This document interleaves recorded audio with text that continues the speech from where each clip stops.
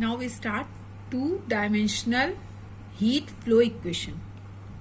Two-dimensional heat flow equation जिसको हम Laplace equation in 2D भी कहते हैं. इसको हम कहते हैं two dimensional heat flow equation को लाप्लास इक्वेशन इन 2 डायमेंशंस.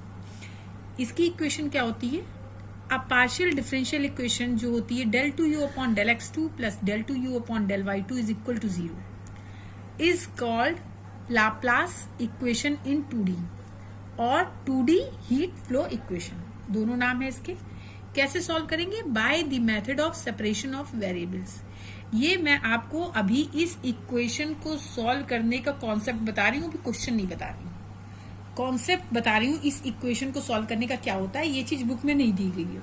इसके बाद हम आपको इसी पे बेस क्वेश्चन कराएंगे. तो सबसे पहले कॉन्सेप्ट समझिए क्या है.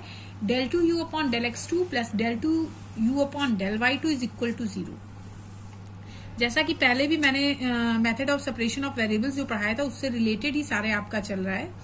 यहां से क्वेश्चन में हमें दिख रहा है u is a function of x and y. इस इक्वेशन का मतलब है कि u x और y का फंक्शन है, जबकि u आपका डिपेंडेंट फंक्शन है and x y independent function है. अब यहां से इक्वेशन हमें मिल रही है u is a function of x and y. तो हम इक्वेशन क्या मान लेंगे? सोल्यूशन हम क्या मानते हैं? इसको हम जनरल सोल्यूशन भी बोलते हैं. General solution u x y क्या हो जाएगा हमारा? कैपिटल x कैपिटल y, जहां पे capital x function of x है and capital y function of y है. अब सिंपल से सबसे पहले हम क्या करेंगे? u को एक बार डिफरेंशिएट करेंगे विद रेस्पेक्ट टू x, फिर दोबारा डिफरेंशिएट करेंगे विद रेस्पेक्ट टू x. इसी तरीके से u को 2 बार डिफरेंशिएट करेंगे विद रेस्पेक्ट टू y. तो del 2u upon del x2 क्या आ जाएगा? y dx2 upon dx2 is equal to, इस चीज को आप क्या लिख सकते हो? y d2x अपॉन dx2 यानी x डबल डैश y. ये चीज जो हुई ये क्या हुआ? x डबल डैश, x का 2 बार डिफरेंशिएशन इनटू y. इसी तरीके से जब आप del 2u upon del y2 निकालेंगे तो y का डिफरेंशिएशन 2 बार यानी y डबल डैश x. इसके बाद क्या करते हैं? इस वैल्यू को और इस वैल्यू को हम गिवन क्वेश्चन में पुट करेंगे. गिवन क्वेश्चन मीन्स यहाँ पे हमने रखा जब, तो क्वेश्चन हमारी इक्वेशन बन गई x double dash y plus y double dash x is equal to 0. अब यहाँ पे हम मेथड ऑफ सेपरेशन वेरिएबल्स करेंगे. x को अलग करेंगे, y को अलग करेंगे. हमने अरेंज कर दिया. अब हम इसको इधर ले जाएंगे, ये माइनस में टर्म आ जाएगा. इसके अपॉन में x किया और y डैश के अपॉन में y किया और इज इक्वल टू एक कांस्टेंट मान लिया k. यहाँ पे हमने इन दोनों को इक्वल टू एक कांस्टेंट माना k. बिल्कुल सेम प्रोसेस हमने पिछले सारे क्वेश्चंस में भी किए. यहाँ से हमें 2 इक्वेशन मिल जाएगी. जब हम इसको और इसको सॉल्व करेंगे तो यहाँ से हो जाएगा x डबल डैश माइनस के एक्स इज इक्वल टू 0. और जब हम इस इक्वेशन को सॉल्व करेंगे तो यहाँ से हो जाएगा y double dash plus K Y is equal to 0. ये इक्वेशन 3 एंड 4 हमें मिल गई. हमारी सेम स्टेप्स है, यही स्टेप्स हमने सब में किया है. अब जैसा कि आपने स्टार्टिंग में ही बताया था कि इन दोनों इक्वेशंस को k की डिफरेंट वैल्यूज पे सॉल्व किया जाता है. इसको सॉल्व करने के बाद यहाँ पे 3 केसेस होते हैं. इन दोनों इक्वेशंस को जब हम सॉल्व करते हैं तो हमारे पास 3 केसेस अराइव होते हैं. क्या केस होते हैं वो? पहला केस होता है k is equal to 0, second k is equal to minus P square and k is equal to P square. Means k के 3 केसेस में 3 केस हो जाएंगे. या तो k 0 के इक्वल होगा, या k 0 से छोटा होगा, या k 0 से बड़ा होगा. सिर्फ ये 3 केसेस अराइज होते हैं. k is equal to 0, k is less than 0, k is greater than 0. k is equal to पे 0 पे इक्वल 0 रहेगा. जब k इज लेस देन 0 होगा तो हमारी वैल्यू माइनस पी स्क्वायर आएगी और k इज ग्रेटर देन 0 होगा तो value p square, where p is any constant. अब पहले केस को हमने सॉल्व करना. यहां तक क्लियर है? केस 1 को हमने सॉल्व करना शुरू किया. k is equal to 0 from 3 and 4. अब जब हम k इज इक्वल टू 0 लेते हैं तो यहाँ पे ध्यान देना, इक्वेशन 3 ये है. जब हम इसमें k 0 लेंगे ये मल्टीपल 0 हो जाएगा यानी x double dash is equal to 0. क्या सोल्यूशन मिलेगा? x double dash is equal to 0. जब हम इसको एक बार डिफरेंशिएट करेंगे तो x डैश मिलेगा, फिर एक बार करेंगे तो x मिल जाएगा. यानी x डबल डैश को जब आप एक बार डिफरेंशिएट करेंगे 0 है, इसको एक बार इंटीग्रेट करेंगे, x डबल डैश को एक बार इंटीग्रेट करेंगे x डैश मिलेगा. तो x डैश क्या हो जाएगा आपका? Any constant. फिर आप x डैश को और एक बार इंटीग्रेट करेंगे, देन x मिलेगा, तो वो x क्या हो जाएगा, c1 x प्लस c2। ये चीज आपको बताया जा चुका है। तो x डबल डैश को 2 बार इंटीग्रेट किया, x की वैल्यू मिल गई। सिमिलरली सेम प्रोसेस से यहाँ पे k इज इक्वल टू 0 हमने इक्वेशन 4 में भी रखा, तो ये 0 हो गया, y double dash 0। y double dash 0 का मतलब हो गया यहाँ पे हमें सोल्यूशन मिल गया y is equal to c3y plus c4। अब u क्या होता है, u इज इक्वल टू होता है एक्स वाई, ये जनरल सोल्यूशन होता है u is equal to x y. X y का मतलब हुआ x को हमने रिप्लेस किया c1x प्लस c2 से, यहां से जो वैल्यू मिली, और y को रिप्लेस किया c3y प्लस c4 से।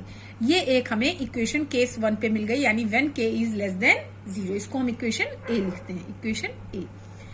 किस केस में ये है, k इज इक्वल टू 0 पे इक्वेशन ये मिलेगी एक्स वाई। x हमेशा ये होगा, y ये होगा, सोल्यूशन u एक्स वाई ये होगा, जबकि केस क्या है, k इज इक्वल टू 0। इसी सिमिलरली प्रोसेस में हम चलेंगे आगे, तो हम ले लेंगे k is greater than 0। k is greater than 0 पे हम क्या वैल्यू मानेंगे, p square. k is equal to p square. फिर हमने बिल्कुल उसी प्रोसेस में सॉल्व करना शुरू किया, x डबल डैश माइनस के एक्स 0, ये हमारी इक्वेशन 3 थी, x डबल डैश माइनस के एक्स 0। इसके बाद यहां से k को हमने रखा p स्क्वायर, तो x double dash minus p square x 0। इसी तरीके से इधर में किया y double dash plus K Y 0, यानी y double dash plus p square y 0।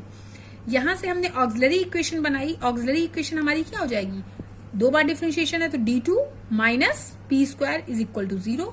That means d is equal to plus minus p। Plus minus p होने पे roots are real and equal, sorry roots are real. Then आपका CF का case याद है, ऐसे यहाँ पे auxiliary से CF निकालते थे, तो x क्या हो जाएगा, c1 e की power px plus c2 e की पावर माइनस px। इसी तरीके से हम इधर सॉल्व करेंगे, y double dash plus p square y is equal to 0, तो यहां से सोल्यूशन हमें मिलेगा d square is equal to minus p square के, यानी d is equal to plus minus I p. यहां से फिर हमें आंसर मिल जाएगा C3, यहाँ पे इधर अल्फा है नहीं, ये बीटा हमें मिला, तो CF का फॉर्मूला क्या होता था, C3 cos py plus C4 sin py। x मिल गया, y मिल गया। फिर हम सेम प्रोसेस में uxy फाइंड आउट करेंगे। uxy क्या होता है, x एंड y का मल्टीप्लीकेशन। x की जो वैल्यू हमें मिली हमने वो वैल्यू पुट कर दी, और y की जो वैल्यू मिली वो वैल्यू पुट कर दी। इस चीज को हम हाइपरबोलिक फॉर्म में लिखें, तो इस फंक्शन को हम हाइपरबोलिक के फॉर्म में हम ये भी लिख सकते हैं कि c1 e की power px plus c2 e की power minus px is equal to c1 cos hyperbolic px plus c2 sin hyperbolic px। Second function ऐसे ही। तीसरा केस हमने लिया k इज लेस देन 0।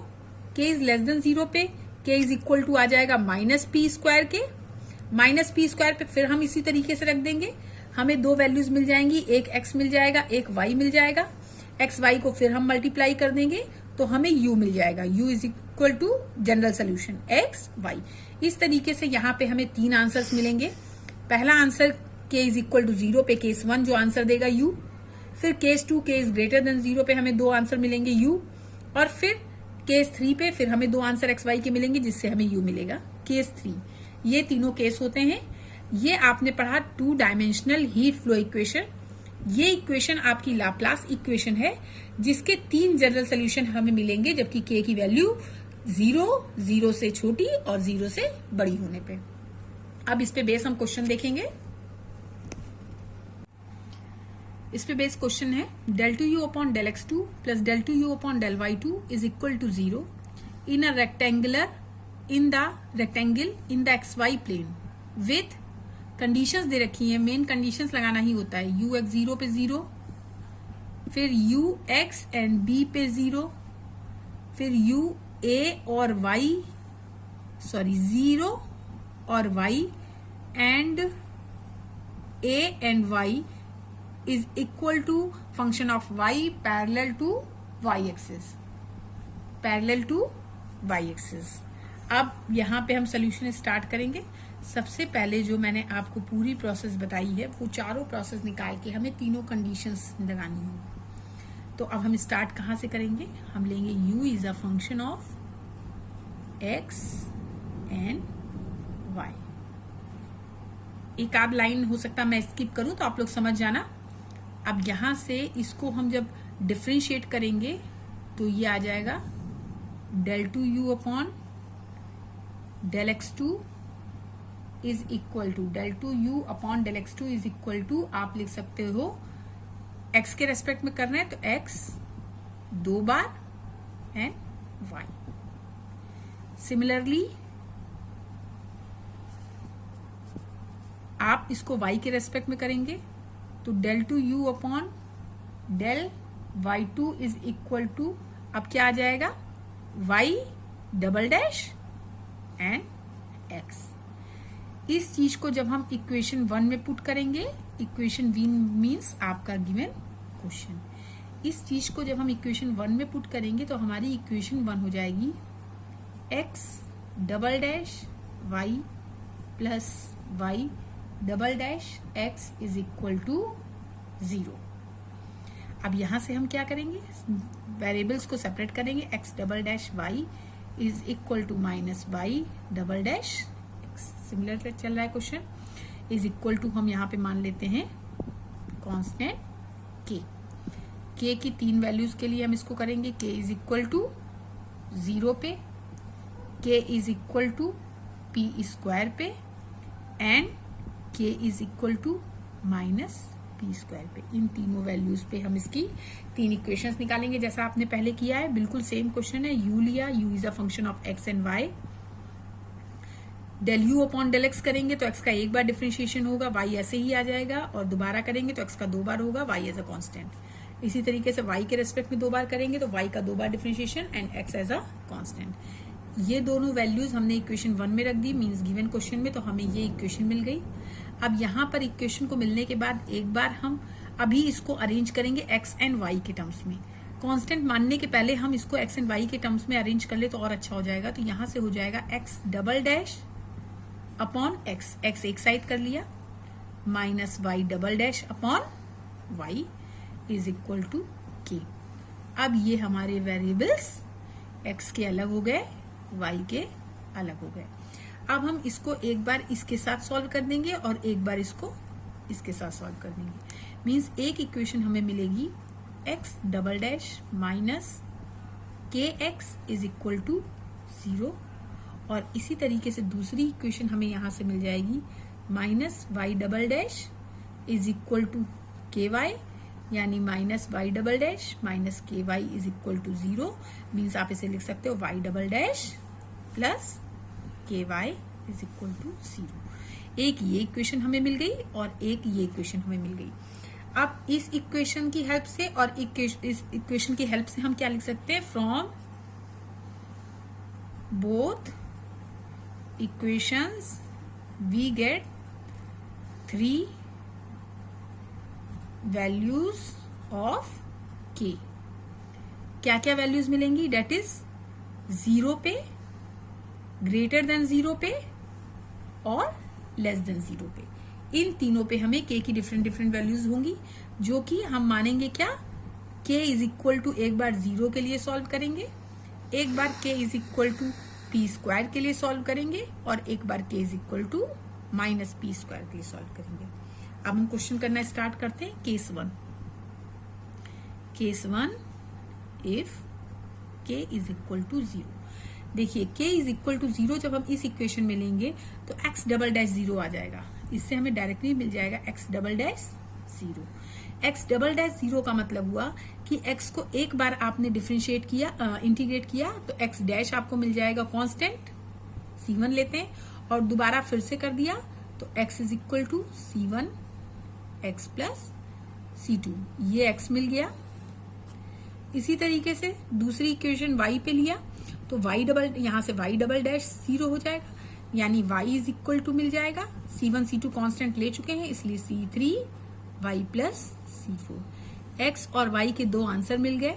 अब इन x और y के जो 2 हमें आंसर मिले हैं, इन दोनों आंसर्स को हम कहां पे पुट करेंगे, इन दोनों आंसर को हम u is equal to x y में रखेंगे। लेकिन अब चूंकि इस क्वेश्चन में यहाँ पे हमें कंडीशंस दे रखी हैं, तो यहीं से जब आप x और y को अलग अलग फाइंड आउट करते हैं तो यहीं से हमारा कंडीशन लगाने का सिस्टम शुरू होता है। अब इस जगह हम कंडीशन लगाएंगे। कंडीशन हम कैसे लगाएंगे? सबसे पहले जो हमें कंडीशन दे रखी है, देखिए पहली कंडीशन हमें दे रखी है u 0 है, जबकि x और y का फंक्शन है, तो x की जगह x और y को रिप्लेस करेंगे 0 से। अब y को रिप्लेस करना है, इसका मतलब हम इस इक्वेशन में चेंज करेंगे। y को रिप्लेस करने का मतलब हुआ कि हम इस इक्वेशन में चेंज करेंगे, क्योंकि इसमें ही y है। x यहाँ पे पहली कंडीशन में x ही है, x में हमें कोई चेंज नहीं करना है, हमें रिप्लेस करना है y को, और y 0 करने पे आंसर हमें 0 मिल रहा है। तो पहली कंडीशन जो हम केस 1 लगाएंगे, तो केस 1 की कंडीशन हमारी क्या हो जाएगी? कंडीशन हो जाएगी y 0 and capital Y 0। Capital Y 0 समझ रहे ना क्यों? y इसमें है, तो जब हम इसमें y 0 लेंगे तो कैपिटल Y भी 0। तो ये कंडीशन जब हम इसको लेते हैं, इक्वेशन 1 हमने मानी है अभी, सिर्फ इसे हम ले लेते हैं इक्वेशन 2 इन इक्वेशन 2। तो y 0 पे यहां से हमें मिल गया 0 is equal to C4 direct हमें, क्योंकि y 0 है, स्मॉल y भी 0 है, तो C4 यानी आपका C4 इज इक्वल टू 0। आपने कंडीशन क्या ली? y 0 और y 0। यहां से आपको इक्वेशन क्या मिली? C4 is equal to 0। अब अगर C4 0 हम लेते हैं, तो C4 लेने के बाद दूसरी कंडीशन हमारी क्या है?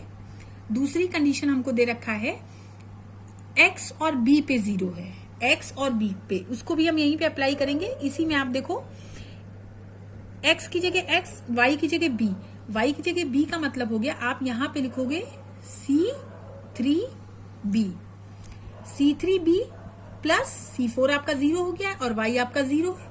यहां से आप फिर लिख सकते हैं C3 इज इक्वल टू 0, क्योंकि C4 आपने 0 फाइंड आउट किया, यहां से C3 0। तो आपका दूसरी चीज क्या आ गई? C3 is equal to 0। अब जब आपका when C3 and C4 are equal to 0 means so that y is equal to 0. When y is equal to 0, then आप क्या कर सकते हो? u is equal to x y। तो x तो आपका x है, लेकिन y 0 होने से ये पूरा क्या हो गया? 0। तो u is equal to 0 का मतलब हुआ, u क्या होता है? General solution. u is equal to 0 means ये केस पॉसिबल नहीं है, which is not possible case. फिर से आप देखिए कैसे आपने लिखा पॉसिबल नहीं है। सबसे पहले K0 लिया, K0 पे आपने दो वैल्यूज निकाली x and y। x and y निकालने के बाद अब आप क्वेश्चन में देखिए दो कंडीशन है, x 0 पे 0 है, x है, y की जगह 0 रखेंगे तो 0, और उसी तरीके से y की जगह b रखेंगे तब भी 0। हमने इन दोनों कंडीशंस को केस 1 में लगाया, क्योंकि दोनों कंडीशन y पे ही है, x पे नहीं है, इसलिए इसमें कंडीशंस नहीं लगाएंगे, y पे ही लगाएंगे। एक बार y को 0 और इस y को 0 रखा, और दूसरे केस में हमने y को b रखा और y को 0 रखा। हमें C3 C4 0 मिल गए। C3 C4 0 मिलने से हमारा y 0 हो गया, y 0 होने से u 0 हो गया, और u 0 होने से ये केस हो गया which is not possible case. अब हम केस 2 पे आएंगे। केस 2, केस 2 में हम क्या करेंगे? केस 2 हम लेके चल रहे हैं k is equal to p square. Case 2 पे हम ले रहे हैं k is equal to p square. Means अब हम इक्वेशन देखते हैं, हमारी इक्वेशन क्या आ जाएगी? इन इक्वेशंस को हम नाम दे देते हैं a एंड b, कंफ्यूजन नहीं होगा, a एंड b। तो k is equal to p square in equation a। अब देखिए a से क्या हो जाएगा? x double dash is equal to kx, ठीक है, यानी x double dash is equal to p square x, यानी आप इसको लिख सकते हो x double dash minus p square x is equal to 0। इससे आपकी ऑक्सिलरी इक्वेशन याद है, ऑक्सिलरी क्या बन जाएगी? d square minus p square is equal to 0। d square minus p square is equal to जब आपका 0 बन जाएगा, तो यहां से आपकी d की वैल्यू क्या आ जाएगी? d is equal to plus minus p। Plus minus p का मतलब हो गया कि आपके जो रूट्स आ गए d इज इक्वल टू वो यहाँ पे सी एक्स के लिए इक्वेशन क्या बन जाएगी, x is equal to C4 हम यहां तक ले चुके हैं, C1 C2 C3 C4, तो हम इसके आगे कांस्टेंट लेंगे C5 e की पावर px के लिए है ये px प्लस C6 e की पावर माइनस px, ये x का आंसर आ गया।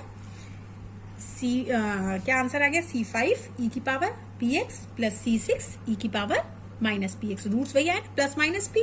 हमने यहाँ पे दो कांस्टेंट लिए C5 C6 और प्लस p और माइनस p रख दिया, हमें x मिल गया। सिमिलरली प्रोसेस से हम y निकालेंगे तो हमारा y यहाँ से क्या हो जाएगा, y के लिए हमें b में रखना पड़ेगा, y के लिए b में रखेंगे तो हमारी इक्वेशन आ जाएगी y double dash is equal y double dash plus k y is equal to 0, यानी आपकी ऑक्सिलरी बन जाएगी d square is equal to k की जगह आप पी स्क्वायर रखेंगे तो ये पी स्क्वायर, आप इसको पी स्क्वायर ही कर दीजिए, y double dash plus P square y. यहाँ पे कोई कंफ्यूजन मत लेना, इक्वेशन बी में आप रख रहे हो K is equal to P square, हम यहाँ पे लिख दे रहे K is equal to P square in equation B. यहां से हमें इक्वेशन क्या मिली, Y double dash plus P square Y is equal to 0, तो इससे ऑक्सिलरी बन जाएगी D square is equal to minus P square, यानी रूट्स आपको क्या मिल जाएंगे, d is equal to plus minus I P, ये रूट्स मिल जाएंगे। प्लस माइनस आई पी पे लिखने पे आप y क्या लिख सकते हो, y आप डायरेक्ट लिख सकते हो, अल्फा 0 है, ये बीटा वाला केस बनेगा। आप कितने कांस्टेंट, आप C6 तक ले चुके हो, तो आप लेंगे C7 cos p y plus C8 sin p y। Equation हमने यहाँ पे नोट कर ली, x हमारा आया C5 e की power px plus C6 e की power minus px and y is equal to C7 cos p y plus py plus C8 sin py। Conditions again हम फिर से वही अप्लाई करेंगे, y is equal to 0 capital Y 0 पे और y is equal to b capital Y 0 पे। अब यहाँ पे देखिए आपने जब पहली कंडीशन अप्लाई की y 0, तो ये साइन 0 0 हो गया, ये 1 हो गया, तो यहां से ये 0, C7 is equal to 0, C7 is equal to 0। And second condition जब आपने अप्लाई की तो आपका ये 0 इज इक्वल टू C7 0 हो गया, C8 साइन पी वाई। अब y की जगह आपको रिप्लेस करना है C8 sine p b is equal to 0। तो अब हम यहां से लिखेंगे कि हम C8 is not equal to 0 करते हैं, तो अगर C8 is not equal to 0 तो sine p b is equal to sine n pi, जैसा कि कल भी आपने क्वेश्चंस में ये किया था। यहां से p b is equal to n pi हो जाएगा और p इज इक्वल टू हम लिख सकते हैं n pi upon b। p की ये वैल्यू आ गई। अब p की ये वैल्यू हम कहाँ पे रखेंगे, p की ये वैल्यू ले जाके जो p हमारा मिल गया, इस वैल्यू को हम पुट कर देंगे ऊपर इक्वेशन में, वहां पे हम रख देंगे p is equal to n pi upon 6। तो p आने से और C7 हमारा 0, तो अब यहाँ पे y क्या हो जाएगा, y इज इक्वल टू हो जाएगा, देखिए C7 0 है तो ये तो 0 हो गया, C8 को लिखेंगे C8 साइन पी वाई, ये है जो कि हमारा रिप्लेस हो जाएगा C8 साइन p की जगह क्या लिख देंगे n pi upon b, p की जगह लिख देंगे n पाई अपॉन b और y, ये C8 sine n pi upon b y आ जाएगा। इसके बाद हमारा क्या करना है, y जब हमारा आ गया तो इसको हम y के बाद u is equal to x y, ये सोल्यूशन होता है। x हमारा गिवन होता ही है x, तो x ऊपर क्या है, अब x को ध्यान से देखना, C5 e की पावर px और p क्या हो गया n pi upon y plus C6 के साथ e की पावर माइनस px, तो e की power minus n pi upon b, n pi upon b और e की पावर x बीटा, तो ये x आ जाएगा और इसके साथ भी आपका आ जाएगा x। ये हमने किस में रखा है, इस x में। अब इसके बाद हमने लिखा u is equal to x, ये हो गया। और y की जगह हमारा क्या आ गया, C8 sine n pi upon b y। ये इतना समझ में आ रहा है। अब हमारी कितनी कंडीशंस अप्लाई हो गई, 2 कंडीशन। तीसरी कंडीशन जो यहाँ पे एक दी हुई थी वो ध्यान दीजिएगा, यहाँ पे तीसरी कंडीशन जो दी थी वो u0y पे और u(a)y पे fy थी। तो अब तीसरी कंडीशन हम यहाँ पे अप्लाई कर देंगे। थर्ड कंडीशन क्या हो जाएगी, x is equal to 0 and u is equal to 0। क्या है, x is equal to 0 and u is equal to 0। और ये दोनों कंडीशन हम अप्लाई कहाँ करेंगे, जस्ट ऊपर इसी में अप्लाई कर देंगे। तो x0 small x0 and y0, तो स्मॉल x0 u0 ये आ गया, x0 से ये 1 हो गया और ये 1 हो गया। तो यहां से आप लिख सकते हो C5 प्लस C6 और साइन का ये पूरा function C8 sine n pi by 6 upon b pi upon b pi, ये इज इक्वल टू 0 हुआ। तो अब हम यहाँ से क्या लिख सकते हैं, हम अकेला फंक्शन लेंगे, ये इम्प्लाई करेगा C5 plus C6 is equal to 0। That means C5 is equal to minus C6, या आप इसी को लिख सकते हैं C6 is equal to minus C5। यहाँ से अब हमें C5 एंड C6 की वैल्यू मिल गई। अब ये दोनों वैल्यूज हम उठा के कहाँ पे पुट कर देंगे, C5 प्लस C6। यहाँ से C5 की जो वैल्यू मिली वो हम जस्ट ऊपर वाली इक्वेशन में पुट कर। अब u इज इक्वल टू क्या हो जाएगा, u इज इक्वल टू, देखिए इक्वेशन ये वाली में पुट करेंगे, C5 e की power n pi x upon b plus, अब C6 को आप क्या लिख सकते हो, माइनस C5, तो आप इसको भी माइनस C5 लिख दो, माइनस C5 e की power minus n pi x upon b। एक ये फंक्शन हो गया, बाहर में C8 sine n pi y upon b। अब हम कॉमन ले लें, C5 और C8 हम पूरे से C5 और C8 को कॉमन ले सकते हैं। साइन को बाहर लिया, sign n pi y upon b, bracket में हमारा बचा e की power n pi x upon b minus e की power n pi y upon b। अब इसको क्या लिख सकते हो, ये फॉर्मूला बन जाएगा साइन हाइपरबोलिक के केस का। तो इसमें अपॉन 2 होता है तब साइन हाइपरबोलिक का फॉर्मूला बनता है, यानी इतना is equal to C5 C8 sine n pi y upon b। इसको हमने लिखा 2 टाइम्स साइन हाइपरबोलिक, 2 इधर ले लिया, हाइपरबोलिक का क्या क्या फंक्शन आ जाएगा, n pi x upon b, ये बन गया। अब ये एक कांस्टेंट, इसको हम एक अनदर कांस्टेंट मान लेते हैं, 2bn sign n pi y upon b sine hyperbolic n pi x upon b। यहाँ तक अरेंज कर दिया। अब ये हमारा u हो गया, u is equal to 2 times bn sine n pi y upon b sine hyperbolic n pi x upon b। अब तीसरी और लास्ट कंडीशन जो हमारे पास बची है, वो इक्वेशन कंडीशन हमारे पास और बची है, हम उसको यहीं पे आपको बता दे रहे हैं। लास्ट कंडीशन जो हमारी है वो कंडीशन है x is equal to a and u is equal to function of y। अब देखो ये क्वेश्चन है, इसमें x की जगह a रखेंगे तो a सिर्फ एक जगह आ रहा है, a सिर्फ एक जगह आ रहा है यहाँ पर, तो u हो जाएगा u इज इक्वल टू, या fy इज इक्वल टू आप पुट करेंगे 2 times bn sine n pi y upon b और ब्रैकेट में sign hyperbolic n pi x को रिप्लेस कर देंगे a से अपॉन b। ये आपका सोल्यूशन हो जाएगा, सोल्यूशन।